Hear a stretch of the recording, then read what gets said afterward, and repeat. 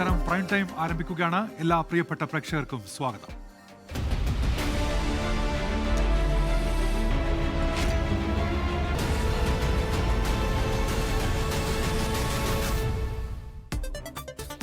നമ്മൾ ആദ്യം പോകുന്നത് തദ്ദേശ തെരഞ്ഞെടുപ്പ് വാർത്തകളിലേക്കാണ്. വടക്കൻ കേരളത്തിലായിരുന്നു ഇന്ന് വോട്ടെടുപ്പ്. നോക്കാം അതിന്റെ വിവരങ്ങൾ. പഞ്ചായത്തിലോട്ട്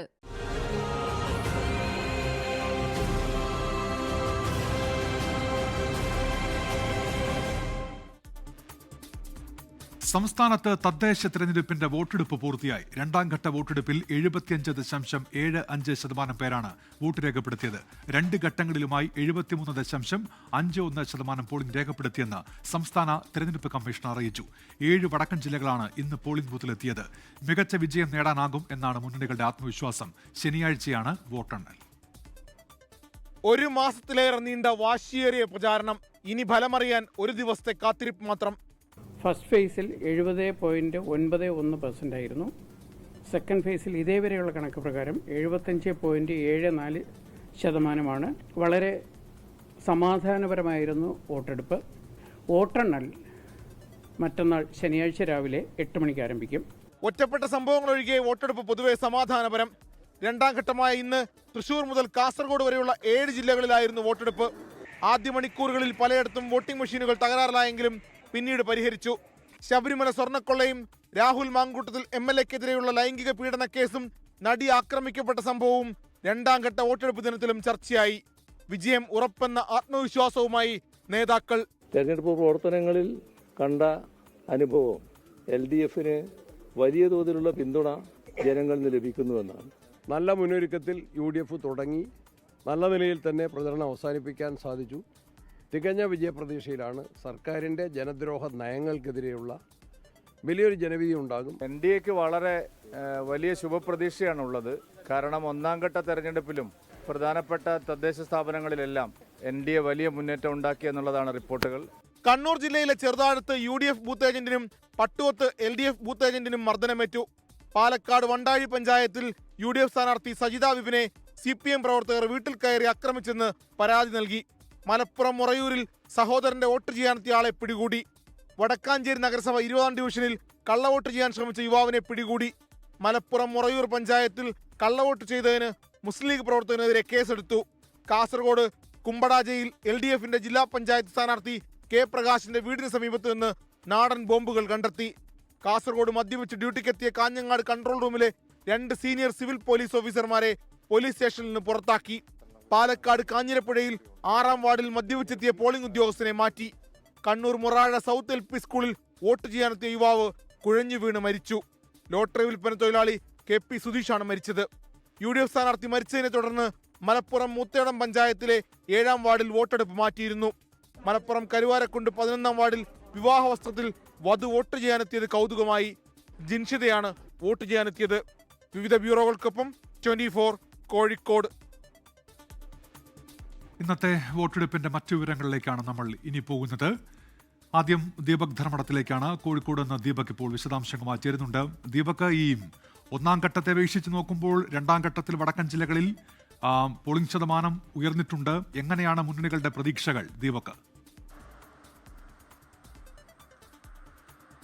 ഡോക്ടർ ഉന്മേഷ്, ഏറ്റവും പ്രധാനപ്പെട്ട കാര്യം രണ്ടാം ഘട്ട തിരഞ്ഞെടുപ്പിന് ഒന്നാം ഘട്ടത്തേക്കാൾ, അതായത് തെക്കൻ കേരളത്തിലുള്ളതിനേക്കാൾ രാഷ്ട്രീയ പോരാട്ടത്തിൻ്റെ ചൂടും ചൂരും കൂടുതലായിരുന്നു വടക്കേ മലബാറിൽ. അത് തൃശ്ശൂർ മുതൽ കാസർഗോഡ് വരെ തന്നെ ഒരേപോലെ പ്രതിഫലിച്ചു എന്നുള്ളതാണ്.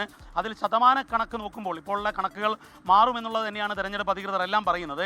അതിലിപ്പോൾ കോഴിക്കോട് ജില്ലയിൽ ഇപ്പോൾ ലഭ്യമായ ശതമാന കണക്കിൽ 76.97ആണ്, അതായത് 77%.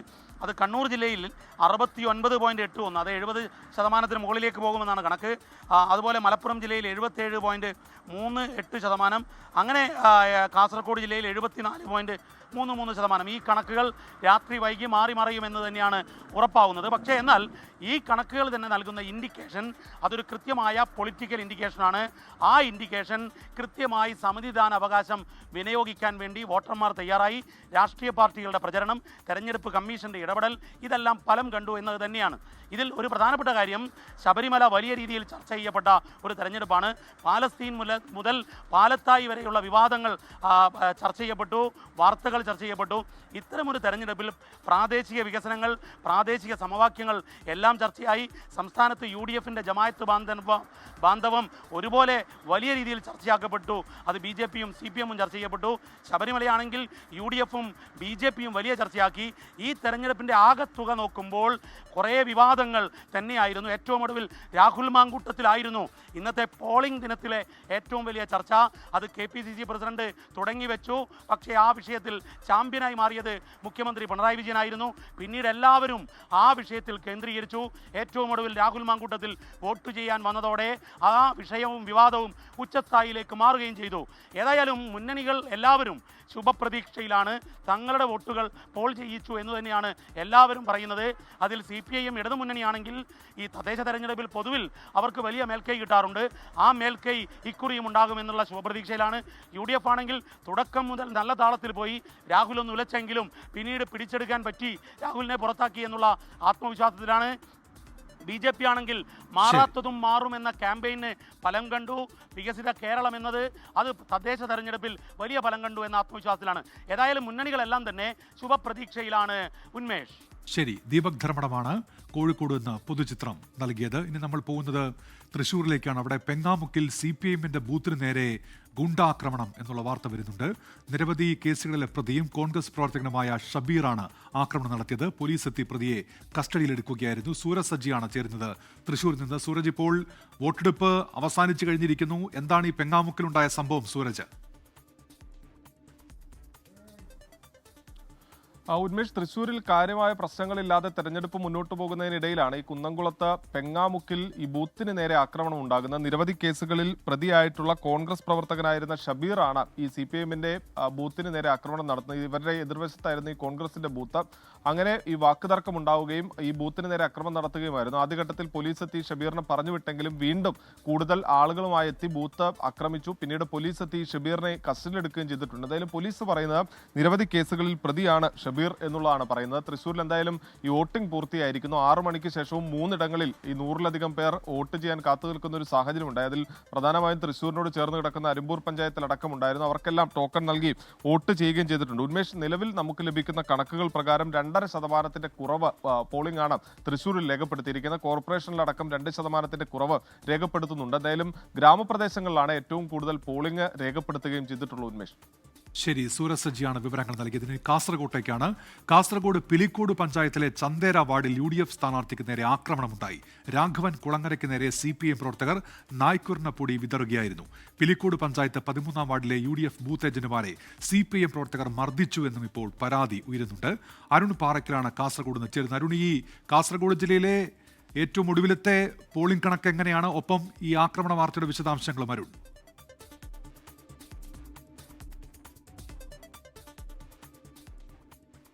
ഉന്മേഷ്, ഏറ്റവും ഒടുവിൽ വന്ന വിവരങ്ങൾ ഞാനൊന്ന് പങ്കുവെക്കാം. കാസർഗോഡ് തൃക്കരിപ്പൂർ മൊട്ടമ്മൽ CPM ലീഗ് സംഘർഷം എന്നൊരു വിവരം വരുന്നുണ്ട്. CPM പ്രവർത്തകർ 3 പേർ ഈ മൊട്ടമ്മലിൽ കള്ളവോട്ട് ചെയ്യാൻ എത്തിയിരുന്നു. അത് ചൂണ്ടിക്കാട്ടി ലീഗ് പ്രവർത്തകർ അവരെ തടഞ്ഞു വെച്ചു. തുടർന്ന് ഈ പ്രവർത്തകരെ രക്ഷിക്കാൻ വേണ്ടി CPM പ്രവർത്തകർ വീണ്ടും ഇവിടെ സംഘടിച്ചു. ഇപ്പോൾ ഇതാ ലീഗിൻ്റെ പ്രവർത്തകർ അവരുടെ ശക്തി കേന്ദ്രങ്ങളിൽ നിന്ന് ലീഗ് പ്രവർത്തകരും അവിടെ സംഘടിച്ചു എന്ന വിവരം ലഭിക്കുന്നുണ്ട്. ഒരുപാട് പോലീസ് അവിടേക്ക് എത്തിയിട്ടുണ്ട്. വലിയ സംഘർഷാവസ്ഥ ആ പ്രദേശത്ത് നിലനിൽക്കുന്നു എന്നാണ് നമുക്ക് മനസ്സിലാക്കാൻ സാധിക്കുന്നത്. മറ്റൊന്ന്, കാസർഗോഡ് ബേഡരിക്ക പഞ്ചായത്തിൽ പഞ്ചായത്ത് അംഗം കള്ളവോട്ട് ചെയ്യാൻ ശ്രമിച്ചു എന്നൊരു വിവരം കൂടി പുറത്തു വരുന്നുണ്ട്. കാസർഗോഡ് കുഞ്ചത്തൂരിലും പുത്തികയിലും കള്ളവോട്ടിന് ശ്രമം നടന്നു എന്ന വിവരമാണ് ഏറ്റവും ഒടുവിൽ പുറത്തു വന്നത്. പിലിക്കോട് പഞ്ചായത്തിലാണ് വ്യാപകമായി സംഘർഷം നടന്നത്. UDF പ്രവർത്തകരെയും UDF ബൂത്ത് ഏജന്റുമാരെയും മർദ്ദിക്കുന്ന സാഹചര്യം അവിടെ ഉണ്ടായി. ഈ കള്ളവോട്ടിന് ശ്രമിച്ച ആളെ ബൂത്തിനുള്ളിൽ തടഞ്ഞു വെച്ചിരിക്കുന്നു എന്ന വിവരം വരുന്നുണ്ട്. ബൂത്തിന് പുറത്ത് സ്ഥാനാർത്ഥിക്കു നേരെ CPIM പ്രവർത്തകർ നായ്ക്കുറിന പൊടി വിതറി എന്നൊരു പരാതി ഈ UDF പ്രവർത്തകർ ഉന്നയിക്കുന്നുണ്ട്. രാഘവൻ കുളങ്ങരയ്ക്ക് നേരെയാണ് ഈ ആക്രമണം നടന്നതെന്നും പറയുന്നുണ്ട്. അങ്ങനെ വ്യാപകമായ ഒരു സംഘർഷാവസ്ഥയിലേക്ക് അവസാന നിമിഷം കാസർഗോഡ് ജില്ലയുടെ പല ഭാഗങ്ങളിലും കടന്നിട്ടുണ്ട്. ഇപ്പോൾ ഏറ്റവും ഒടുവിൽ വരുന്നത് ഈ കാസർഗോഡ് ചന്ദേര ഭാഗങ്ങളും കാസർഗോഡ് തൃക്കരിപ്പൂർ പിലിക്കോട് ഭാഗങ്ങളിലുമാണ്. പോലീസ് വ്യാപകമായ ശക്തമായ സുരക്ഷ ഈ പ്രദേശങ്ങളിലൊക്കെ ഒരുക്കിയിട്ടുണ്ട്. മൊട്ടമ്മലിൽ ഇപ്പോഴും സംഘർഷാവസ്ഥ തുടരുകയാണ്. ഉന്മേഷ്. ശരി, അരുൺ പാറക്കലാണ് കാസർഗോഡ് നിന്നുള്ള വിവരങ്ങൾ നൽകിയത്. അതിനിടയിൽ ഈ പോളിംഗ് ശതമാനം സംബന്ധിച്ച പുതിയ വിവരങ്ങൾ കൂടി വരുന്നുണ്ട്. പാലക്കാട് 76.23% ഏറ്റവും ഒടുവിലെ കണക്കനുസരിച്ച് പോളിംഗ് ശതമാനം. അതിൽ ഏറ്റവും കുറവ് പോളിംഗ് എന്ന് പറയുന്നത് പാലക്കാട് നഗരസഭയിലാണ്. ആ ജില്ലയിൽ 65.08% പാലക്കാട് നഗരസഭയിലെ പോളിംഗ്. വയനാട്ടിൽ നിന്നുള്ള ഏറ്റവും പുതിയ കണക്കിനനുസരിച്ച് വയനാട് ജില്ലയിൽ 78.21% പോളിംഗ് രേഖപ്പെടുത്തി എന്നതാണ്. അതിന്റെ വിശദാംശങ്ങൾ കൂടി ഇപ്പോൾ വരുന്നുണ്ട്. ഇനി മലപ്പുറത്തേക്കാണ്. മലപ്പുറത്ത് വിവിധയിടങ്ങളിൽ കള്ളവോട്ട് ആരോപണം ഉയർന്നു. മൊറയൂരിൽ കള്ളവോട്ട് ചെയ്തതിന് മുസ്ലിം ലീഗ് പ്രവർത്തകനെതിരെ കേസെടുത്തു. പുളിക്കലിൽ യുവതി കള്ളവോട്ട് ചെയ്യാൻ ശ്രമിച്ച യുവതിക്കെതിരെ കേസെടുക്കണമെന്നാവശ്യപ്പെട്ട് റിട്ടേണിംഗ് ഓഫീസർ മജിസ്ട്രേറ്റിന് പരാതി നൽകി. കൊണ്ടോട്ടിയിൽ പോളിംഗ് ബൂത്തിൽ കുഴഞ്ഞു വീണയാൾ മരിച്ചു എന്ന വാർത്ത കൂടി ഇപ്പോൾ വരുന്നു. ഗൂഗിൾ കെ വേണുഗോപാലുണ്ട് മലപ്പുറത്ത് നിന്ന്. ഗൂഗിൾ, എന്തൊക്കെയാണ് വിവരങ്ങൾ? ഗൂഗിൾ. ഉന്മേഷ്, മലപ്പുറം ജില്ലയിലെ കണക്കുകൾ പരിശോധിക്കുമ്പോൾ ഇപ്പോൾ 77.41% വോട്ടുകൾ രേഖപ്പെടുത്തിയെന്നാണ് ഔദ്യോഗികമായി ലഭിക്കുന്ന വിവരം. 9 മണിയോട് കൂടിയിട്ടായിരിക്കും അടുത്ത അപ്ഡേഷൻ ലഭിക്കുക. കഴിഞ്ഞ തവണത്തേക്കാൾ 1% കുറവാണ്. ഇത്തരത്തിൽ വോട്ടിംഗ് കഴിയുന്ന സമയത്താകുമ്പോഴത്തേക്ക് ചില തരത്തിലുള്ള അനിഷ്ട സംഭവങ്ങളും ചില കള്ളവോട്ട് ശ്രമങ്ങളും ഒക്കെ ഉയർന്നു വരുന്നു. അതിന്റെ പേരിൽ പോലീസ് കേസെടുത്തിട്ടുമുണ്ട്.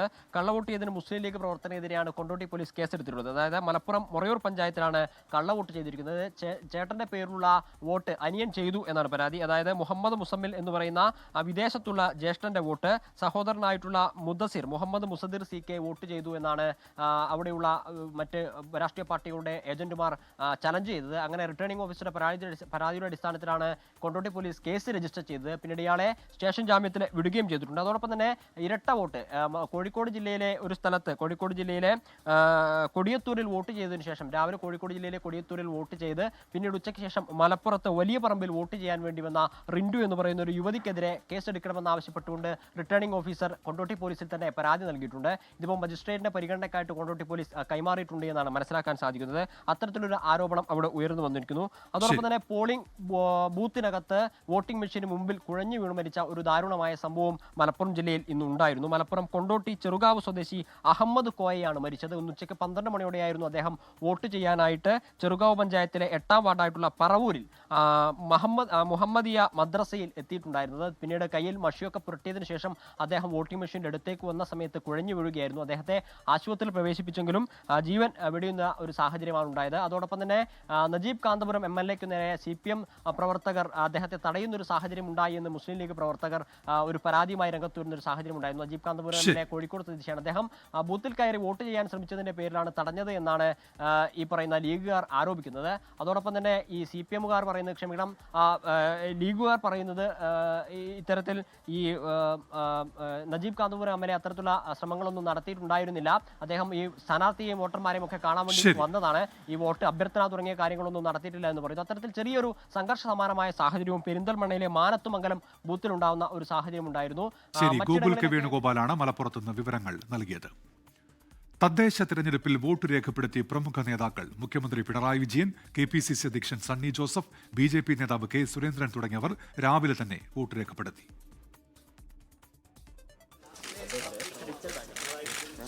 കണ്ണൂർ പിണറായിയിലെ ചേരിക്കൽ ജൂനിയർ ബേസിക് LP സ്കൂളിലായിരുന്നു മുഖ്യമന്ത്രിക്കും കുടുംബത്തിനും വോട്ട്. CPIM കേന്ദ്ര കമ്മിറ്റി അംഗങ്ങളായ EP Jayarajan, PK Sreemathi, KK Shailaja തുടങ്ങിയവർ വോട്ട് ചെയ്തപ്പോൾ സംസ്ഥാന സെക്രട്ടറി MV ഗോവിന്ദന് ഇക്കുറിയും വോട്ട് ചെയ്യാനായില്ല. MV ഗോവിന്ദന് വോട്ടുള്ള ആന്തൂർ നഗരസഭയിലെ വാർഡിൽ CPIM സ്ഥാനാർത്ഥി എതിരില്ലാതെ തിരഞ്ഞെടുക്കപ്പെട്ടതോടെയാണ് ഇത്. പാലക്കാട് കരിമ്പുഴ പഞ്ചായത്തിലായിരുന്നു മുതിർന്ന CPI നേതാവ് പാലൊളി മുഹമ്മദ് കുട്ടിക്ക് vote. Speaker AN Shamseer Thalassery Punnol LP സ്കൂളിലെ ബൂത്തിൽ വോട്ട് രേഖപ്പെടുത്തി. ജനാധിപത്യത്തിൽ എല്ലാവരും തുല്യരാണല്ലോ. സ്പീക്കറും എല്ലാവർക്കും തുല്യ ഒരു വോട്ടാണ്. സ്വാഭാവികമായിട്ട് എല്ലാവരും നേരത്തെ ക്യൂവിൽ നിൽക്കുന്നതാണ്. അതിന്റെ ഭാഗമായി തന്നെ സ്പീക്കറും ക്യൂവിൽ നിൽക്കുന്നു. മന്ത്രിമാർ ഉൾപ്പെടെയുള്ളവരും രാവിലെ തന്നെ വോട്ട് രേഖപ്പെടുത്തി. KPCC അധ്യക്ഷൻ സണ്ണി ജോസഫ് കണ്ണൂർ പായം പഞ്ചായത്തിലും മുൻ അധ്യക്ഷൻ K സുധാകരൻ കണ്ണൂർ കോർപ്പറേഷനിലും വോട്ട് ചെയ്തു. KPCC working president Shafi Parambil MPക്ക് പാലക്കാടായിരുന്നു vote. മുസ്ലിം ലീഗ് സംസ്ഥാന അധ്യക്ഷൻ പാണക്കാട് സയ്യിദ് സാദിഖലി ശിഹാബ് തങ്ങൾ, PK കുഞ്ഞാലിക്കുട്ടി എന്നിവർ രാവിലെ 7 മണിയോടെ തന്നെ വോട്ട് രേഖപ്പെടുത്തി. KK Rama MLA Vadakara Nellachery UP സ്കൂളിലാണ് വോട്ട് ചെയ്തത്. മുൻ ഗവർണറും BJP നേതാവുമായ PS ശ്രീധരൻപിള്ള കോഴിക്കോട് തിരുത്തിയാടും, BJP മുൻ സംസ്ഥാന അധ്യക്ഷൻ K സുരേന്ദ്രൻ കോഴിക്കോട് മൊടക്കലൂരും വോട്ട് രേഖപ്പെടുത്തി. BJP സംസ്ഥാന ജനറൽ സെക്രട്ടറി MT രമേശിന് കോഴിക്കോട് കാരപ്പറമ്പ് ഹൈസ്കൂളിലായിരുന്നു വോട്ട്. 24 കോഴിക്കോട്. തദ്ദേശ തെരഞ്ഞെടുപ്പിന്റെ രണ്ടാം ഘട്ട പോളിംഗ് ദിവസത്തിൽ കോൺഗ്രസിനെ കടന്നാക്രമിക്കുകയായിരുന്നു മുഖ്യമന്ത്രി പിണറായി വിജയൻ. കോൺഗ്രസിലെ സ്ത്രീലമ്പടന്മാർ കാട്ടിക്കൂട്ടുന്ന ലൈംഗിക വൈകൃതങ്ങളെ വെൽ ഡ്രാഫ്റ്റഡ് പരാതി എന്ന് ന്യായീകരിക്കുന്നത് നാട് അംഗീകരിക്കില്ല എന്നായിരുന്നു മുഖ്യമന്ത്രിയുടെ പ്രതികരണം. ഇതിനിടെ രാഹുൽ മാങ്കൂട്ടത്തിൽ MLA-ക്കെതിരായ രണ്ടാമത്തെ ലൈംഗിക പീഡന കേസിൽ അതിജീവിതയെ സംശയനിഴലിൽ നിർത്തിയ KPCC അധ്യക്ഷൻ സണ്ണി ജോസഫിന്റെ പരാമർശം പ്രതിപക്ഷ നേതാവ് VD സതീശൻ പരസ്യമായി തള്ളുകയും ചെയ്തു. ഞാൻ പറഞ്ഞ കാര്യം പറഞ്ഞത് തന്നെ. ആ പരാതി ആസൂത്രിതമായിട്ടുള്ള വെൽ ഡ്രാഫ്റ്റഡ് പെറ്റീഷൻ എന്നാണ് ഞാൻ പറഞ്ഞത്. അതൊരു ലീഗൽ ബ്രെയിൻ അതിൻ്റെ അകത്തുണ്ടെന്ന് ഞാൻ പറഞ്ഞത്. രാഷ്ട്രീയ പ്രേരിതമാണ് ആ പരാതി. അങ്ങനെയും വിലയിരുത്താം. തദ്ദേശ തെരഞ്ഞെടുപ്പിന്റെ ആദ്യഘട്ട വോട്ടെടുപ്പ് ദിവസം UDF കൺവീനർ അടൂർ പ്രകാശാണ് വലതുമുന്നണിയെ പ്രതിരോധത്തിലാക്കിയതെങ്കിൽ രണ്ടാം ഘട്ടത്തിൽ KPCC അധ്യക്ഷൻ സണ്ണി ജോസഫിന്റെ ഊഴമാണ്. അടൂർ പ്രകാശ് നടൻ ദിലീപിനെ പിന്തുണച്ച് സംസാരിച്ചതിനിടെ ഉയർന്ന വിമർശനങ്ങൾ നേട്ടമായെന്ന വിലയിരുത്തലാണ് രണ്ടാം ഘട്ട വോട്ടെടുപ്പ് ദിവസം മുഖ്യമന്ത്രി സണ്ണി ജോസഫിന്റെ പ്രതികരണത്തിന് തിരിഞ്ഞത്. ഈ പറയുന്ന സ്ത്രീലമ്പടന്മാർ എന്താണ് കാട്ടിക്കൂട്ടുന്നത്? വെറും ഭീഷണിയല്ല, നിങ്ങളെ കൊന്നു തള്ളും എന്നതാണ് ആ ഓരോരുത്തരോടും ഉയർത്തിയിട്ടുള്ള ഭീഷണി. അതുകൊണ്ട് നിസ്സഹായിയായ ഓരോ യുവതിയും ഇതുമായി ബന്ധപ്പെട്ട യഥാർത്ഥ വസ്തുതകൾ പുറത്തു പറയുന്നതിന് ഭയപ്പെടുകയാണ്. ഇപ്പോൾ വന്നതിനേക്കാളും അപ്പുറത്തുള്ള കാര്യങ്ങളും ചിലപ്പോൾ വന്നേക്കാം എന്നതും നാം കാണേണ്ടതായിട്ടുണ്ട്. അങ്ങനെയുള്ള ഒരു ക്രിമിനൽ സംഘം, യഥാർത്ഥ ലൈംഗിക വൈകൃത കുറ്റവാളികൾ, അവർ നാടിന് മുന്നിൽ വന്ന് വെൽ ഡ്രാഫ്റ്റഡ് എന്നൊക്കെ പറഞ്ഞുകൊണ്ട് ന്യായീകരിക്കാൻ ശ്രമിച്ചാൽ അതൊന്നും പൊതുസമൂഹം അംഗീകരിക്കില്ല എന്നവർ കണ്ടോളണം.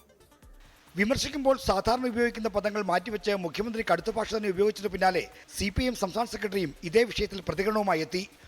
KPCC പ്രസിഡന്റ് തന്നെയാണ് ആ ആക്ഷേപം ഉന്നത പോലീസ് സംവിധാനത്തിന്റെ മുമ്പിൽ എത്തിച്ചത്. എന്നിട്ട് ഇപ്പോഴും മാറി നിന്ന് രാഹുൽ മാക്കൂട്ടത്തിനെ ന്യായീകരിക്കാൻ വേണ്ടിയുള്ള ജീർണമായ നിലപാട് സ്വീകരിച്ചുകൊണ്ടിരിക്കുന്നു എന്നുള്ളതാണ് കൃത്യമായ അർത്ഥം. കോൺഗ്രസിനെ പ്രതിരോധത്തിലേക്ക് തള്ളിവിടാനുള്ള നീക്കമാണ് തിരിച്ചറിഞ്ഞ് പ്രതിപക്ഷ നേതാവ് KPCC പ്രസിഡന്റിനെ പരസ്യമായി തിരുത്തി. അങ്ങനെ നമ്മൾ ഇത്തരം പരാതികൾ കൊടുക്കുമ്പോൾ നമ്മൾ മുൻവിധിയോടുകൂടി സംസാരിക്കരുത്. അത് പോലീസ് അന്വേഷിക്കട്ടെ. പോലീസ് അന്വേഷിച്ച് അതിൻ്റെ സത്യാവസ്ഥകൾ പറയട്ടെ. ആ പെൺകുട്ടി ഒരു വെൽ ഡ്രാഫ്റ്റഡ് ആയിട്ടുള്ള ഒരു പരാതി കൊടുത്തതിൽ ഒരു തെറ്റുമില്ല. കൊടുക്കണ്ടേ? അങ്ങനെ കൊടുക്കണമെന്നാണ്. അങ്ങനെ കൊടുത്തതിൽ ഒരു തെറ്റുമില്ല. താമസം ഉണ്ടായിട്ടുണ്ടെങ്കിൽ താമസം ഉണ്ടായതിൻ്റെ കാരണങ്ങൾ എന്താണ് എന്നൊക്കെ പോലീസ് അന്വേഷിച്ച് കോടതിയുടെ മുമ്പാകെ പറയേണ്ട കാര്യങ്ങളാണ്. താമസം ഉണ്ടായി എന്നോർത്ത് 2 കൊല്ലം മുമ്പ് നടത്തിയ ഒരു ഒഫൻസ് അല്ലാതാവുന്നില്ല. ലൈംഗിക പീഡന പരാതികളെ തുടർന്ന് രാഹുൽ മാങ്കൂട്ടത്തിനെ പുറത്താക്കിയെങ്കിലും രാഹുലിനോടുള്ള സമീപനത്തിൽ കോൺഗ്രസ് നേതൃത്വം 2 തട്ടിലാണെന്നാണ് സണ്ണി ജോസഫിന്റെ പ്രതികരണവും സതീശിന്റെ തിരുത്തലും വ്യക്തമാക്കുന്നത്. 24 തിരുവനന്തപുരം.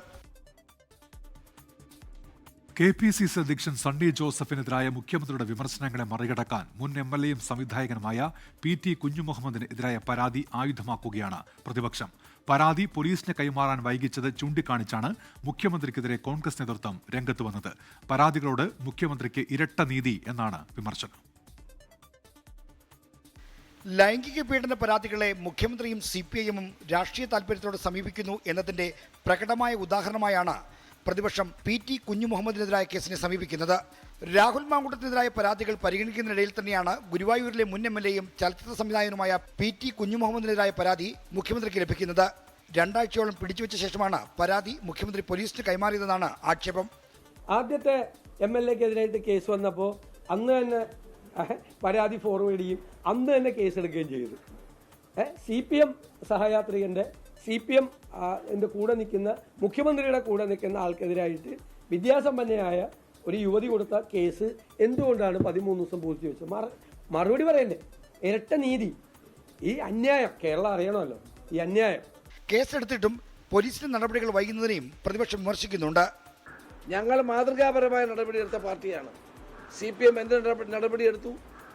സ്ത്രീലമ്പടന്മാരെ മുഴുവൻ സംരക്ഷിക്കുകയും അവർക്ക് പദവികൾ വാരിക്കോരി കൊടുക്കുകയും ചെയ്തൊരു മുഖ്യമന്ത്രിയാണ് ഈ വർത്താനം പറയുന്നത്. കോൺഗ്രസിനെ വിമർശിക്കുന്ന മുഖ്യമന്ത്രി സ്വന്തം പക്ഷത്തുള്ള കുറ്റാരോപിതരെ സംരക്ഷിക്കുകയാണെന്നാണ് പ്രതിപക്ഷത്തിന്റെ മറ്റൊരു വിമർശനം. വീണ്ടും ഇത്തരത്തിൽ കുറ്റാരോപിതരായവരെ രക്ഷിക്കുന്നതിന് വേണ്ടിയിട്ടുള്ള നടപടികൾ എടുക്കുന്ന മുഖ്യമന്ത്രി ഇത്തരത്തിൽ എന്തുകൊണ്ട് PT കുഞ്ഞുമുഹമ്മദിനെതിരെ വന്നിട്ടുള്ള പരാതി അത് മറച്ചുവെച്ചു? എന്തുകൊണ്ട് അത് കൈമാറാൻ താമസം വരുത്തി എന്നുള്ളതിന് ഉത്തരം ജനങ്ങളുടെ മുന്നിൽ തന്നേ മതിയാവും. സ്ത്രീത്വത്തെ അവമാനിച്ചെന്ന പരാതിയിൽ മുൻ MLA-യും സംവിധായകനുമായ PT കുഞ്ഞുമുഹമ്മദിനെ ചോദ്യം ചെയ്യും. പരാതി നൽകിയ സംവിധായകരുടെ രഹസ്യമൊഴി രേഖപ്പെടുത്താൻ കന്റോൺമെന്റ് പോലീസ് മജിസ്ട്രേറ്റ് കോടതിയിൽ അപേക്ഷ നൽകി. 24 തിരുവനന്തപുരം. ഇടത് സഹയാത്രികനും സംവിധായകനുമായ PT കുഞ്ഞുമുഹമ്മദിനെതിരായ സ്ത്രീത്വത്തെ അപമാനിച്ചെന്ന പരാതി അതീവ ഗൗരവത്തോടെയാണ് പരിഗണിച്ചത് എന്ന് ചലച്ചിത്ര അക്കാദമി വൈസ് ചെയർപേഴ്സണും അമ്മ ജനറൽ സെക്രട്ടറിയുമായ കുക്കു പരമേശ്വരൻ. സംവിധായകയുടെ പരാതി ചലച്ചിത്ര അക്കാദമിക്ക് കിട്ടിയിരുന്നുവെന്ന് സമ്മതിച്ചെങ്കിലും തുടർ നടപടി പരസ്യമാക്കാൻ കഴിയില്ലെന്ന് കുക്കു പരമേശ്വരൻ പ്രതികരിച്ചു. അതിൻ്റെ ഡെപ്ത് മനസ്സിലാക്കി അതിനെ അതേപോലെ തന്നെയാണ് with no tolerance we are taking it. അതിൻ്റേതായ രീതിയിലേക്ക് അതിനെ വിട്ടിരിക്കുന്നതാണ്. നടപടി അതിൻ്റെ രീതിയിൽ മുന്നോട്ട് പോകും. അതിലൊന്നും ഒരു മാറ്റവുമില്ല. പ്രൈം ടൈമിലേക്ക് തിരികെ. അമേരിക്കൻ പ്രസിഡന്റ് ഡൊണാൾഡ് ട്രംപുമായി ഫോണിൽ സംസാരിച്ച് പ്രധാനമന്ത്രി നരേന്ദ്രമോദി. ഇന്ത്യ US പങ്കാളിത്തത്തിലെ പുരോഗതി ഇരു നേതാക്കളും ചർച്ച ചെയ്തു. ആഗോള സമാധാനത്തിനും സമൃദ്ധിക്കും വേണ്ടിയും ഇരു രാജ്യങ്ങളും ഒരുമിച്ച് പ്രവർത്തിക്കുന്നത് തുടരുമെന്ന് പ്രധാനമന്ത്രി പറഞ്ഞു. റഷ്യൻ പ്രസിഡന്റിന്റെ ഇന്ത്യ സന്ദർശനത്തിന് പിന്നാലെയാണ് മോദി ട്രംപ് സംഭാഷണം. അച്യുതൻ ഇപ്പോൾ ഡൽഹിയിൽ നിന്ന് ചേരുന്നുണ്ട്. അച്യുതൻ, എന്തൊക്കെ കാര്യങ്ങൾ ചർച്ചയായി സംഭാഷണത്തിൽ?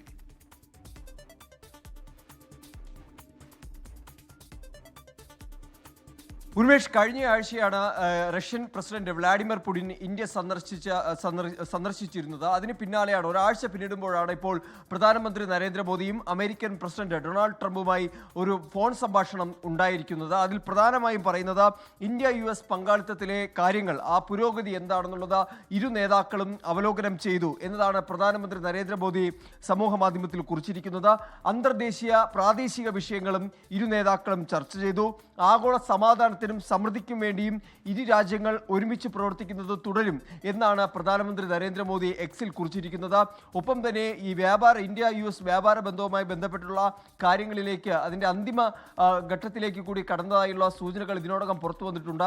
കഴിഞ്ഞ സെപ്റ്റംബറോടുകൂടി അതിലൊരു ധാരണയിൽ എത്തുമെന്നാണ് കരുതിയെങ്കിലും അതിൽ കുറച്ച് കാലതാമസം നേരിടുന്നുണ്ട്. എന്തായാലും അത് സംബന്ധിച്ച് ഉള്ള കാര്യങ്ങൾ കൂടി ഈ ചർച്ചയുടെ ഭാഗമായതായുള്ള സൂചനകൾ കൂടി ലഭിക്കുന്നുണ്ട്. അധിക തീരുവ ഏർപ്പെടുത്തിയ അമേരിക്കയുടെ US നയം ഉൾപ്പെടെയുള്ള കാര്യങ്ങളിൽ എന്താണ് ഇനി ഭാവിയിലെ അതിൻ്റെ തുടർ നടപടികൾ എന്ന കാര്യങ്ങൾ കൂടി ഇതിൻ്റെ പരിഗണനയിൽ വരുന്നതാണ്. എന്തായാലും ഇരു നേതാക്കൾ തമ്മിലുള്ള സംഭാഷണം അത് പ്രാദേശിക അന്തർദേശീയ വിഷയങ്ങൾ മുൻനിർത്തിയുള്ളതാണ് ആയിരുന്നു എന്നതാണ് പ്രധാനമന്ത്രി നരേന്ദ്രമോദി തന്നെ എക്സ്പോസ്റ്റിൽ കുറിച്ചിരിക്കുന്നത്.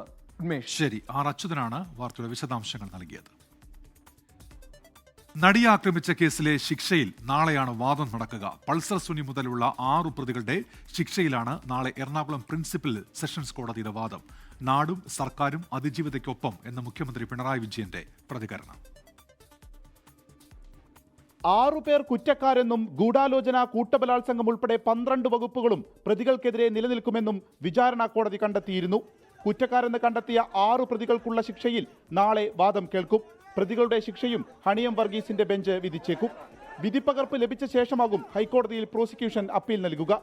അതിജീവിതയ്ക്കൊപ്പമെന്ന് മുഖ്യമന്ത്രി പിണറായി വിജയനും പ്രതിപക്ഷ നേതാവ് VD സതീശനും. അതിജീവിതയുടെ ഒപ്പമാണ് നാടും സർക്കാരുമുള്ളത്. ആ നിലപാട് തന്നെ സർക്കാർ തുടരുകയാണ് ചെയ്യുക. KPCC പ്രസിഡന്റ് ഞാനും അത് വ്യക്തമാക്കിയിട്ടുണ്ട്. അതിൻ്റെ അപ്പുറത്ത് വേറെ സ്റ്റാൻഡ് UDFിലും ഇല്ല, കോൺഗ്രസിലും ഇല്ല. ഞങ്ങൾ ആ കേസിലും അതിജീവിതയ്ക്കൊപ്പമാണ്. പ്രോസിക്യൂഷൻ അപ്പീൽ പോകണം എന്ന് തന്നെയാണ് ഞങ്ങളുടെ നിലപാട്. കോടതിയെല്ലാം ശരിയായി മനസ്സിലാക്കിയെന്ന് വിധിയിൽ അഭിനേതാക്കളുടെ സംഘടന അമ്മയുടെ ജനറൽ സെക്രട്ടറി കുക്കു പരമേശ്വരൻ. കുറ്റക്കാരെ ശിക്ഷിച്ചിട്ടുണ്ട്. അത് കോടതി കണ്ടെത്തിയ കുറ്റക്കാരെ ശിക്ഷിച്ചിട്ടുണ്ട്. അതിനെ നമ്മൾ എന്തിനാ മറക്കുന്നത്? ഈ പെൺകുട്ടിയുടെ നേരെ നടക്കാൻ പാടില്ലാത്തതായ സംഭവം അത് നടന്നിരിക്കുന്നു എന്നുള്ളതല്ലേ ഏറ്റവും ഭയാനകമായ കാര്യം. അതിജീവിതയ്ക്ക് നീതി ലഭിക്കുകയാണ് ഏറ്റവും പ്രധാനമെന്ന് നടൻ ടൊവിനോ തോമസ്. ഏറ്റവും പ്രധാനപ്പെട്ടതെന്ന് പറഞ്ഞാൽ അതിജീവിതയ്ക്ക് നീതി ലഭിക്കുക എന്നുള്ളതാണ്. അപ്പോൾ ആ കുറ്റവാളികൾ ശിക്ഷിക്കപ്പെടുക എന്നുള്ളതാണ് ഏറ്റവും കൂടുതൽ വേണ്ടത്. എന്നിട്ട് കോടതി വിധിയെ നമ്മൾ വിശ്വസിക്കണം എന്നുള്ളതാണ് എനിക്ക് തോന്നുന്നത്. അതിനപ്പുറത്തേക്ക് എന്തെങ്കിലും ഉണ്ടെങ്കിൽ ഞാനും കാത്തിരിക്കുകയാണ്. അങ്ങനെ തന്നെ ദിലീപ് സിനിമാ സംഘടനകളിലേക്ക് വരുന്ന കാര്യത്തിൽ അഭിപ്രായം പറയുന്നില്ലെന്നായിരുന്നു സംവിധായകൻ സത്യനന്ദിക്കാടിന്റെ പ്രതികരണം. 24 കൊച്ചി. യാത്രക്കാർക്ക് നഷ്ടപരിഹാരം പ്രഖ്യാപിച്ച് ഇൻഡിഗോ. നഷ്ടപരിഹാരമായി 5000 രൂപ മുതൽ 10,000 രൂപ വരെ നൽകും.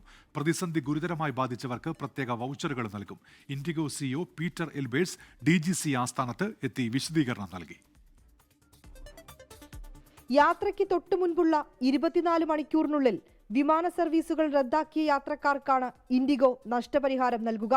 യാത്രാ ദൈർഘ്യമനുസരിച്ച് 5000 രൂപ മുതൽ 10,000 രൂപ വരെ നൽകും. ഡിസംബർ 3, 4, 5 തീയതികളിൽ ഉപഭോക്താക്കളിൽ ചിലർ മണിക്കൂറുകളോളം വിമാനത്താവളങ്ങളിൽ കുടുങ്ങിപ്പോയെന്നും പ്രതിസന്ധി രൂക്ഷമായി ബാധിച്ച ഇത്തരം യാത്രക്കാർക്ക് 10,000 രൂപയുടെ യാത്രാ വൗച്ചർ നൽകുമെന്നും ഇൻഡിഗോ അറിയിച്ചു. അടുത്ത 12 മാസത്തേക്ക് ഇൻഡിഗോയുടെ ഏത് യാത്രയ്ക്കും ഈ വൗച്ചറുകൾ ഉപയോഗിക്കാം. വ്യോമയാന മന്ത്രാലയം നിർദ്ദേശിച്ച റീഫണ്ടുകൾക്ക് പുറമെയാണ് ഈ നഷ്ടപരിഹാരം. ഡയറക്ടറേറ്റ് ജനറൽ ഓഫ് സിവിൽ ഏവിയേഷന്റെ നിർദ്ദേശമനുസരിച്ച് IndiGo CEO Pieter Elbers DGCA ആസ്ഥാനത്ത് ഹാജരായി. നിലവിലെ പ്രവർത്തനങ്ങൾ, റീഫണ്ട്, ഷെഡ്യൂളുകൾ എന്നിവയുമായി ബന്ധപ്പെട്ട വിശദാംശങ്ങൾ സമർപ്പിച്ചതായാണ് വിവരം. ആഭ്യന്തരവും അപ്രതീക്ഷിതവുമായ സാഹചര്യങ്ങളെ തുടർന്നാണ് പ്രതിസന്ധി ഉണ്ടായതെന്ന് ഇൻഡിഗോ ചെയർമാൻ വിക്രം സിംഗ് മേത്ത വ്യക്തമാക്കി. ബംഗളൂരു, അഹമ്മദാബാദ് എന്നിവിടങ്ങളിൽ നിന്ന് ഇൻഡിഗോയുടെ 70ഓളം സർവീസുകൾ ഇന്ന് റദ്ദാക്കിയതായാണ് വിവരം. 24 ഡൽഹി. രണ്ടാമത്തെ ബലാത്സംഗ കേസിൽ മുൻകൂർ ജാമ്യം ലഭിച്ച രാഹുൽ മാങ്കൂട്ടത്തിൽ MLA പാലക്കാട്ടെത്തി ഇന്ന് വോട്ട് ചെയ്തു. 14 ദിവസത്തെ ഒളിവ് ജീവിതത്തിന് ശേഷമാണ് രാഹുൽ മാങ്കൂട്ടത്തിൽ പൊതുവിടത്തിൽ പ്രത്യക്ഷപ്പെട്ടത്. മുൻകൂർ ജാമ്യം ലഭിക്കുന്നതിന് മുൻപ് രാഹുലിനെ തേടി സംസ്ഥാനവും കർണാടകയും തമിഴ്നാടും അരിച്ചുപെറുക്കിയ പോലീസിനെ നോക്കുകുത്തിയാക്കിയാണ് രാഹുൽ പാലക്കാടെത്തിയത്.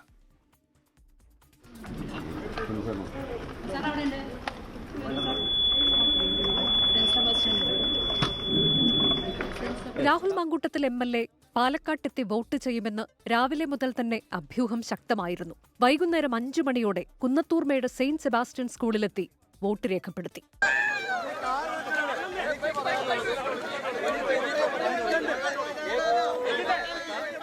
ലൈംഗിക പീഡന പരാതികളിൽ കോടതി തീരുമാനമെടുക്കുമെന്ന് പ്രതികരണം. എനിക്ക് പറയാനുള്ളതും എനിക്കെതിരെ പറയാനുള്ളതും ഏറ്റവും ബഹുമാനപ്പെട്ട കോടതിയുടെ മുൻപാകെയുണ്ട്. ഇനി കോടതി തീരുമാനിക്കും, സത്യം ചെയ്യും. രാഹുൽ എത്തിയതോടെ പ്രതിഷേധവുമായി യുവജന സംഘടനകൾ.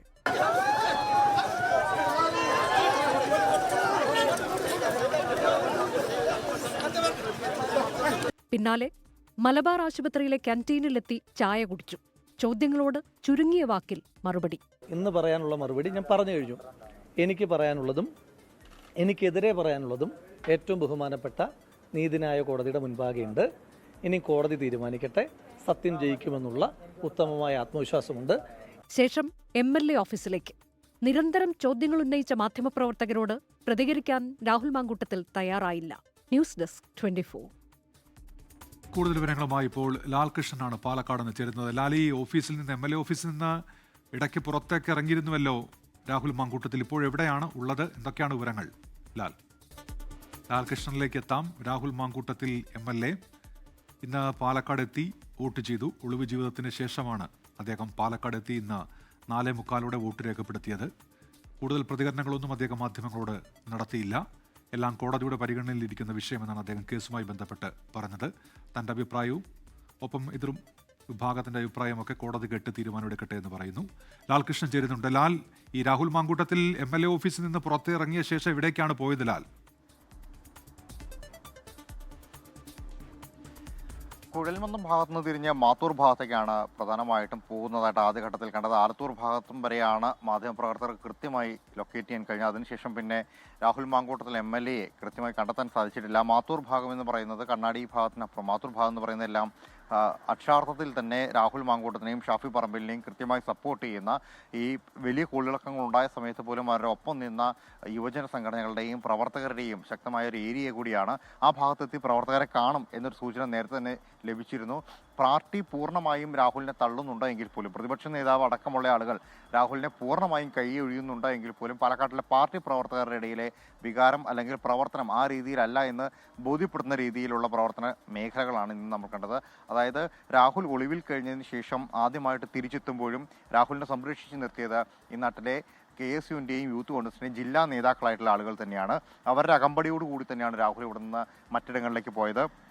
പോലീസ് സംരക്ഷണത്തെക്കാൾ ഉപരി അവരെ മാധ്യമപ്രവർത്തകരിൽ നിന്നും പ്രതിഷേധക്കാരിൽ നിന്നും എല്ലാം സംരക്ഷിച്ച് നിർത്താൻ ഏറ്റവും മുന്നിൽ നിന്നതും KSUവിൻ്റെ ജില്ലാ ഭാരവാഹികൾ തന്നെയായിരുന്നു. അതിനകത്ത് യൂത്ത് കോൺഗ്രസിന്റെ ജില്ലാ ഭാരവാഹികളുടെ പങ്കാളിത്തം എടുത്തു പറയണം. കാരണം വോട്ട് ചെയ്ത് പുറത്തിറങ്ങിയ രാഹുലിനെതിരെ വലിയ രീതിയിലുള്ള പ്രതിഷേധം CPIMന്റെ ബൂത്ത് തലത്തിൽ നിന്ന് തന്നെ ഉണ്ടായിരുന്നു. അത് വഴി നീളെ അവർ നടത്തുകയും ചെയ്തു. ആ പ്രതിരോധങ്ങളെല്ലാം തീർത്തത് ഇവർ തന്നെയായിരുന്നു. തിരികെ MLA ഓഫീസിൽ എത്തിയ സമയത്ത് അവർ നൽകിയ മറുപടി, പാർട്ടി പുറത്താക്കിയില്ലേ പിന്നെ എന്തിനു സപ്പോർട്ട് ചെയ്യുന്നു എന്ന് ചോദിച്ചപ്പോൾ ഞങ്ങളുടെ MLA ആണ്, ജനപ്രതിനിധിയാണ്, ജനപ്രതിനിധിക്കൊപ്പം നിൽക്കാൻ ഈ നാട്ടിലെ ജനങ്ങൾക്ക് അവകാശമില്ലേ എന്ന ചോദ്യമാണ് അവർ പ്രധാനമായിട്ടും ചോദിച്ചത്. ആ സപ്പോർട്ട് ഇപ്പോഴും തുടരുന്നുണ്ട്. അതായത് മാത്തൂർ മേഖല എന്ന് പറയുന്നത് ഇപ്പോഴും രാഹുൽ മാങ്കൂട്ടത്തെ പൂർണ്ണമായി സപ്പോർട്ട് ചെയ്യുന്ന ആളുകളാണ്. നമ്മൾ അവിടെയുള്ള പ്രാദേശികമായ നേതാക്കളെ വിളിക്കുന്ന സമയത്ത് അവർ പറയുന്നത് തങ്ങളെ കാണാൻ വരും എന്ന കാര്യം ഞങ്ങൾക്ക് ഉറപ്പായിരുന്നു, എവിടെയാണ് എന്ന് ഞങ്ങൾക്ക് അറിയില്ല, പക്ഷേ ഇവിടെ വരും എന്ന കാര്യം ഉറപ്പായിരുന്നു എന്ന കാര്യം മാത്രമാണ് അവർ പറഞ്ഞു വെക്കുന്നത്. മാത്തൂർ മേഖലയിൽ നിന്ന് ഇനി എങ്ങോട്ടാണ് രാഹുൽ മാങ്കൂട്ടത്തിൻ്റെ യാത്ര എന്ന കാര്യത്തിൽ ഒരുപാട് അഭ്യൂഹങ്ങളുണ്ട്. അത് വീട്ടിൽ പോയി അമ്മയെ കാണാനാണ് എന്ന് പറയപ്പെടുന്നുണ്ട്. തിരുവനന്തപുരത്ത് പോയി ഉദ്യോഗസ്ഥരെ കാണും എന്ന പരാതി, ഈ സ്റ്റേഷൻ ജാമ്യം അടക്കമുള്ള കാര്യങ്ങൾ തുടർ നടപടികൾ എടുക്കേണ്ടത് അവിടെ നിന്നാണ്. എന്താണെങ്കിലും പാലക്കാട് ജില്ലയിൽ രാഹുലിനെതിരായിട്ടുള്ള പോലീസ് നീക്കങ്ങളൊന്നും നിലവിലില്ല എന്നുള്ളതാണ് നമുക്കറിയാൻ കഴിഞ്ഞത്. പക്ഷേ പ്രതിഷേധം പല ഇടങ്ങളിൽ നിന്നുണ്ടാകാനുള്ള സാധ്യത കണക്കുകൂട്ടുന്നുണ്ട്. അതുകൊണ്ട് തന്നെ വലിയ രീതിയിൽ ജാഗ്രത പോലീസും പാലിക്കുന്നുണ്ട്. മാത്തൂർ മേഖലയിൽ നിന്ന് രാത്രിയോടുകൂടി അടൂരിലേക്ക് രാഹുൽ മാങ്കൂട്ടം പോകും എന്ന സൂചനയാണ് നമുക്ക് നിലവിൽ കിട്ടുന്നത്. എന്താണെങ്കിലും അനിഷ്ട സംഭവങ്ങൾ അല്ലെങ്കിൽ മറ്റു സംഭവങ്ങളൊന്നും ഉണ്ടായില്ല എന്ന് പറയപ്പെടുമ്പോഴും ഈ തിരഞ്ഞെടുപ്പ് ദിവസത്തിൽ ഏറ്റവും നിർണായകമായത് രാഹുൽ മാങ്കൂട്ടത്തിന്റെ സാന്നിധ്യമായിരുന്നു. തുടർച്ചയായ 15 ദിവസം ഒളിവിൽ കഴിഞ്ഞതിന് ശേഷം തന്റെ സഹപ്രവർത്തകനായിട്ടുള്ള സ്ഥാനാർത്ഥിക്ക് വേണ്ടി വോട്ട് ചെയ്യുന്നതിന് വേണ്ടിയിട്ടാണ് രാഹുൽ വീണ്ടും പാലക്കാട് എത്തിയിരുന്നത്. ശരി, ലാൽകൃഷ്ണനാണ് വിവരങ്ങൾ നൽകിയത്. രണ്ടാമത്തെ ലൈംഗിക പീഡന കേസിൽ രാഹുൽ മാങ്കൂട്ടത്തിന്റെ മുൻകൂർ ജാമ്യത്തിനെതിരെ സംസ്ഥാന സർക്കാർ ഹൈക്കോടതിയെ സമീപിച്ചു. മുൻകൂർ ജാമ്യം റദ്ദാക്കണമെന്നാവശ്യപ്പെട്ട് പ്രോസിക്യൂഷൻ ഹർജി നൽകി. രാഹുൽ സ്ഥിരം കുറ്റവാളിയെന്നാണ് ഹർജിയിൽ പറയുന്നത്. ഹർജിയുടെ പകർപ്പ് 24-ന് ലഭിച്ചു. രാഹുൽ മാങ്കൂട്ടത്തിന് ജാമ്യം അനുവദിച്ചുള്ള തിരുവനന്തപുരം സെഷൻസ് കോടതി ഉത്തരവിൽ ചില ഗുരുതരമായ പരാമർശങ്ങളുണ്ട്. ഇത് കേസിന്റെ നിലനിൽപ്പിനെ തന്നെ ചോദ്യം ചെയ്യുമെന്ന സാഹചര്യത്തിലാണ് ജാമ്യം റദ്ദാക്കാൻ സർക്കാർ അടിയന്തരമായി ഹൈക്കോടതിയിൽ അപ്പീൽ നൽകിയത്. സെഷൻസ് കോടതി തെളിവുകൾ കൃത്യമായി പരിഗണിച്ചില്ല. രാഹുൽ സ്ഥിരം കുറ്റവാളിയാണ്, ജാമ്യം അനുവദിച്ചാൽ കേസ് അട്ടിമറിക്കാൻ സാധ്യതയുണ്ട് തുടങ്ങിയ കാര്യങ്ങളാണ് ഹർജിയിലുള്ളത്. ആദ്യ കേസിൽ അറസ്റ്റ് തടഞ്ഞ കോടതി 15-ന് വീണ്ടും മുൻകൂർ ജാമ്യാപേക്ഷ പരിഗണിക്കുന്നുണ്ട്. ഈ കേസിൽ രണ്ടാം പ്രതിയായ രാഹുലിന്റെ സുഹൃത്ത് ജോബ് ജോസഫ് തിരുവനന്തപുരം ജില്ലാ സെഷൻസ് കോടതിയിൽ മുൻകൂർ ജാമ്യാപേക്ഷ നൽകി. വിഷ്ണു സുരേഷ്, 24, കൊച്ചി. ഡിജിറ്റൽ സാങ്കേതിക സർവകലാശാലകളിലെ വൈസ് ചാൻസലർ നിയമനത്തിൽ ഗവർണർക്കും സർക്കാരിനും തിരിച്ചടി. നിയമനം സുപ്രീം കോടതി നേരിട്ട് നടത്തും. VC നിയമനത്തിൽ സർക്കാരും ചാൻസലറും സമവായത്തിലെത്താത്തതിൽ കോടതി അതൃപ്തി അറിയിച്ചു. യോഗ്യരായവരെ നിയമിക്കുമെന്നാണ് പ്രതീക്ഷയെന്ന് നിയമമന്ത്രി P. രാജീവിന്റെ പ്രതികരണം. ഡിജിറ്റൽ സാങ്കേതിക സർവകലാശാലകളിൽ വൈസ് ചാൻസലർമാരെ നിയമിക്കുന്നതിന് സംസ്ഥാന സർക്കാരിനും ചാൻസലറിനും സമവായത്തിലെത്താൻ കഴിയാതെ വന്നതോടെയാണ് സുപ്രീം കോടതിയുടെ ഇടപെടൽ. 2 സർവകലാശാലകളിലെയും VC നിയമനത്തിനായി ഓരോ പേരുകൾ വീതം തെരഞ്ഞെടുക്കാൻ ജസ്റ്റിസ് സുധാൻഷു ധൂലിയ കമ്മിറ്റിയോട് സുപ്രീം കോടതി നിർദ്ദേശിച്ചു. പേരുകൾ തെരഞ്ഞെടുക്കാൻ മുഖ്യമന്ത്രിയുടെ കത്തും ചാൻസലറുടെ മറുപടിയും പരിശോധിക്കണം. ഇതിൽ നിന്ന് യോഗ്യതകളുടെ അടിസ്ഥാനത്തിൽ തെരഞ്ഞെടുക്കണം. പേരുകൾ തെരഞ്ഞെടുത്ത റിപ്പോർട്ട് അടുത്ത ബുധനാഴ്ചയ്ക്കകം സമർപ്പിക്കാനും സുപ്രീം കോടതി ജസ്റ്റിസ് സുധാൻഷു ധൂലിയ കമ്മിറ്റിയോട് നിർദ്ദേശിച്ചു. അടുത്ത വ്യാഴാഴ്ച കേസ് പരിഗണിക്കുമ്പോൾ സുപ്രീം കോടതി 2 സർവകലാശാലകളിലേക്കുള്ള VCമാരെ തെരഞ്ഞെടുക്കും. ജസ്റ്റിസ് സുധാൻഷു ധൂലിയ നൽകുന്ന പട്ടിക അംഗീകരിക്കുമെന്ന് നിയമമന്ത്രി P. രാജീവ്. ഇന്നയാളാണ് പ്രിഫറൻസ് എന്ന് പറഞ്ഞ് 1, 2, 3 എന്ന് സുപ്രീം കോടതിക്ക് കൊടുക്കുമ്പോൾ സുപ്രീം കോടതി അത് വിലയിരുത്തിക്കൊണ്ട് ഇദ്ദേഹമാണ് അല്ലെങ്കിൽ ഇവരാണ് എലിജിബിൾ ഈ പോസ്റ്റിലേക്ക് എന്ന് പറഞ്ഞാൽ ഞങ്ങൾ പൂർണ്ണമായിട്ടും അതിനെ സ്വാഗതം ചെയ്യും. അത് ആരാണോ എന്നുള്ളത് ഞങ്ങളെ സംബന്ധിച്ച് പ്രശ്നമേ അല്ല. വിദ്യാഭ്യാസത്തിന്റെ നിലവാരം ഉയർത്തുക എന്നത് മാത്രമാണ് സർക്കാരിന്റെ താല്പര്യം. VC നിയമനത്തിൽ ഇപ്പോഴും സ്തംഭനാവസ്ഥ തുടരുന്നുവെന്നാണ് സുപ്രീം കോടതിയുടെ അതൃപ്തി. മുഖ്യമന്ത്രിയും ചാൻസലറും തമ്മിൽ കത്തുകളുടെ കൈമാറ്റമൊഴികെ മറ്റൊന്നും ഉണ്ടായില്ല എന്നും കോടതി ഇന്ന് പറഞ്ഞു. കോടതി VC നിയമനം നേരിട്ട് നടത്താൻ തീരുമാനിച്ചതോടെ സർക്കാർ ഗവർണർ തുടർ ചർച്ചകൾക്ക് ഇനി പ്രസക്തിയില്ല. R. അച്യുതൻ, 24, ഡൽഹി. ഇപ്പോൾ കോഴിക്കോട് എന്ന വോട്ടെടുപ്പുമായി ബന്ധപ്പെട്ട ഒരു വാർത്ത വരുന്നത്. കോഴിക്കോട് ഇരിങ്ങണ്ണൂരിൽ എടച്ചേരി പഞ്ചായത്ത് UDF തിരഞ്ഞെടുപ്പ് ചെയർമാൻ PK മുഹമ്മദിന് മർദ്ദനമേറ്റെന്ന പരാതി ഉയർന്നിരിക്കുന്നു. ഇരിങ്ങണ്ണൂർ വെസ്റ്റ് LP സ്കൂൾ ബൂത്തിൽ വെച്ച് ഒരു കൂട്ടം CPIM പ്രവർത്തകർ മർദ്ദിച്ചു എന്നാണ് ഇപ്പോൾ ഉയരുന്ന ആരോപണം. പരിക്കേറ്റ മുഹമ്മദ് നാദാപുരത്തെ ആശുപത്രിയിൽ ഇപ്പോൾ ചികിത്സ തേടിയിരിക്കുകയാണ് എന്ന് കോഴിക്കോട് ബ്യൂറോ റിപ്പോർട്ട് ചെയ്യുന്നുണ്ട്. 30ാമത് കേരള രാജ്യാന്തര ചലച്ചിത്രമേളയ്ക്ക് നാളെ തിരുവനന്തപുരത്ത് തുടക്കം. ഈ മാസം 19 വരെയാണ് മേള. 82 രാജ്യങ്ങളിൽ നിന്നുള്ള ചിത്രങ്ങൾ മേളയുടെ ഭാഗമാകും. ലോക സിനിമാ കാഴ്ചകൾക്ക് തിരുവനന്തപുരം ഒരുങ്ങി. നാളെ മുതൽ 19 വരെയാണ് തലസ്ഥാനത്ത് ചലച്ചിത്രമേള.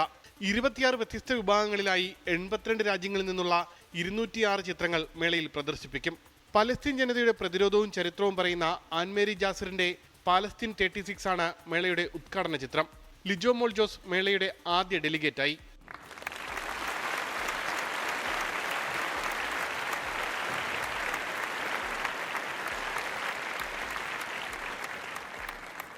അവൾക്കൊപ്പം എന്ന ഹാഷ്ടാഗിൽ 30ാമത് IFFK നടത്തണമെന്ന ആവശ്യങ്ങളോട് ചലച്ചിത്ര അക്കാദമി വൈസ് ചെയർപേഴ്സൺ കുക്കു പരമേശ്വരന്റെ പ്രതികരണം ഇങ്ങനെ: അവൾക്കൊപ്പമല്ല എന്ന് പറഞ്ഞിട്ടുണ്ടോ IFFK? ഈ അംഗീകരിക്കുമോ? നിങ്ങൾക്ക് ചോദ്യങ്ങൾ എന്തും എങ്ങനെയും വ്യാഖ്യാനിച്ച് വളച്ചൊടിക്കാം. അങ്ങനെ അല്ല എന്ന് നമ്മൾ പറഞ്ഞിട്ടില്ലല്ലോ. IFFK തുടങ്ങിയിട്ടല്ലേ ഉള്ളൂ. ഉദ്ഘാടനം നാളെയാണ്. വെയിറ്റ്. ഇത്തവണ ലൈഫ് ടൈം അച്ചീവ്മെന്റ് പുരസ്കാരം മൗറിത്താനിയൻ സംവിധായകൻ അബ്ദുറഹ്മാൻ സിസാക്കോയ്ക്കാണ്. സംസ്ഥാന തെരഞ്ഞെടുപ്പ് കമ്മീഷന്റെ അനുമതി ലഭിച്ചാൽ നാളെ മുഖ്യമന്ത്രി മേള ഉദ്ഘാടനം ചെയ്യും. 24 തിരുവനന്തപുരം. ഡോളറിനെതിരെ രൂപ സർവകാല ഇടിവിൽ. ഒരു ഡോളറിന് 90.46 എന്ന നിലയിലാണ് മൂല്യം ഇടിഞ്ഞത്. US ഫെഡ് പലിശ നിരക്ക് കുറച്ചിട്ടും അതിന്റെ ആനുകൂല്യം രൂപയ്ക്ക് കിട്ടിയില്ല. വീണ്ടും 90 മുകളിലേക്ക് രൂപ വീണു. ഡിസംബർ 4-ന് 90.42 എന്ന നിലയിലേക്ക് വീണതായിരുന്നു ഇതുവരെയുള്ള ഏറ്റവും താഴ്ന്ന നില. ആ റെക്കോർഡാണ് ഇന്ന് തിരുത്തിയത്. US ഫെഡ് പലിശ നിരക്ക് കുറച്ചപ്പോൾ അത് രൂപയ്ക്ക് ഗുണമാവേണ്ടതായിരുന്നു. എന്നാൽ സ്വകാര്യ ബാങ്കുകളും കോർപ്പറേറ്റുകളും ഡോളറിന് ഡിമാൻഡ് കൂട്ടിയതാണ് പ്രതികൂലമായത്. വിദേശ നിക്ഷേപകർ വലിയ തോതിൽ പണം പിൻവലിക്കുന്നതും ഉയരുന്ന വ്യാപാര കമ്മിയും തിരിച്ചടിയായി. ഈ വർഷം 5%-ലേറെയാണ് രൂപയുടെ മൂല്യമിടിഞ്ഞത്.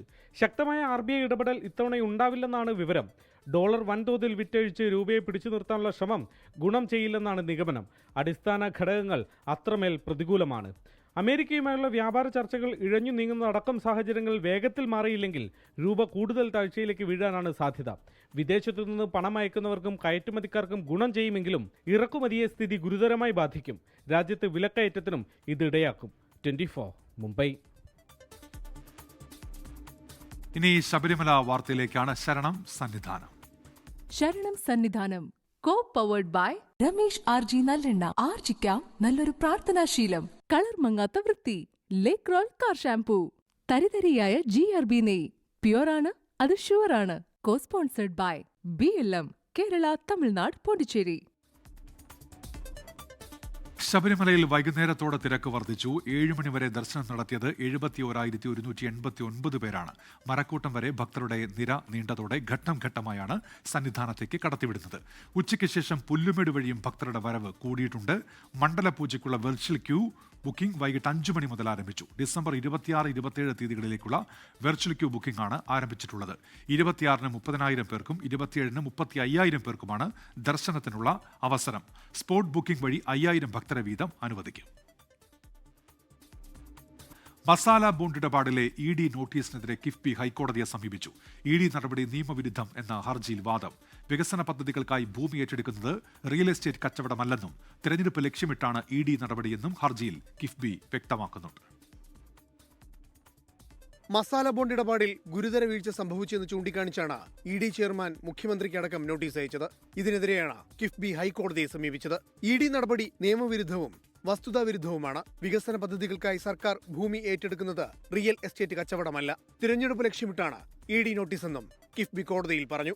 എന്നാൽ കിഫ്ബി നിലപാട് ED തള്ളി. അഡ്ജൂഡിക്കേറ്റിംഗ് അതോറിറ്റിയുടെ നടപടിക്കെതിരെ ആദ്യം അപ്പലേറ്റ് ട്രൈബ്യൂണലിനെയാണ് സമീപിക്കേണ്ടത്. ഫെമ അഡ്ജൂഡിക്കേഷൻ ചട്ടപ്രകാരം ട്രൈബ്യൂണലിനെ സമീപിച്ച ശേഷമേ കോടതിയെ സമീപിക്കാവൂ എന്നും ED കോടതിയിൽ വ്യക്തമാക്കി. ഹർജി ഇടക്കാല ഉത്തരവിനായി ചൊവ്വാഴ്ചത്തേക്ക് മാറ്റി. 24 കൊച്ചി.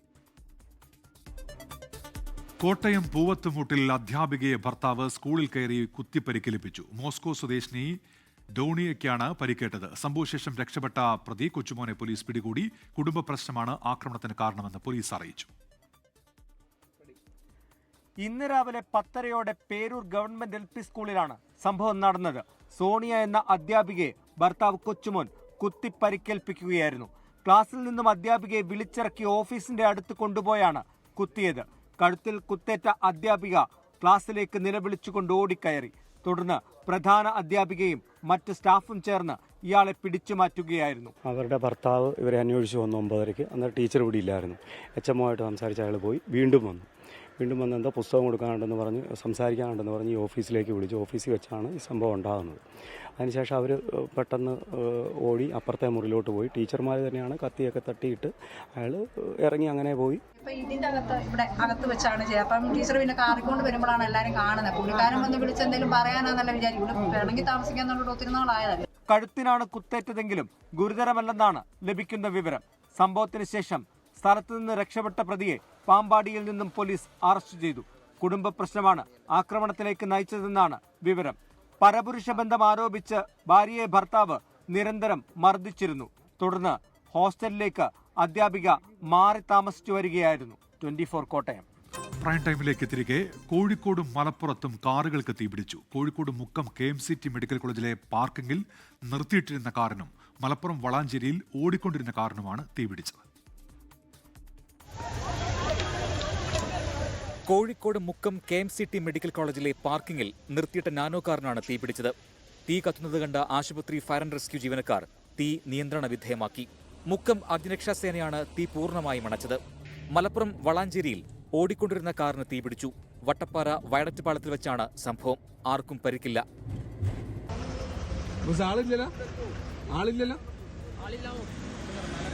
മലപ്പുറം ബ്യൂറോയ്ക്കൊപ്പം 24 കോഴിക്കോട്.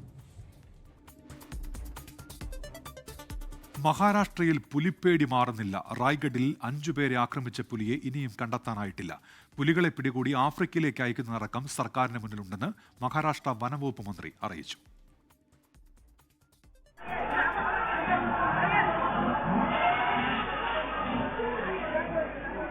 തീരദേശ വിനോദസഞ്ചാര മേഖലയായ അലിബാഗിൽ ഇറങ്ങിയ പുലി എവിടേക്ക് മുങ്ങിയെന്ന് ഇനിയും കണ്ടെത്താനായില്ല. ഇതോടെ ഇവിടേക്കുള്ള ടൂറിസ്റ്റുകളുടെ വരവും കുറഞ്ഞു.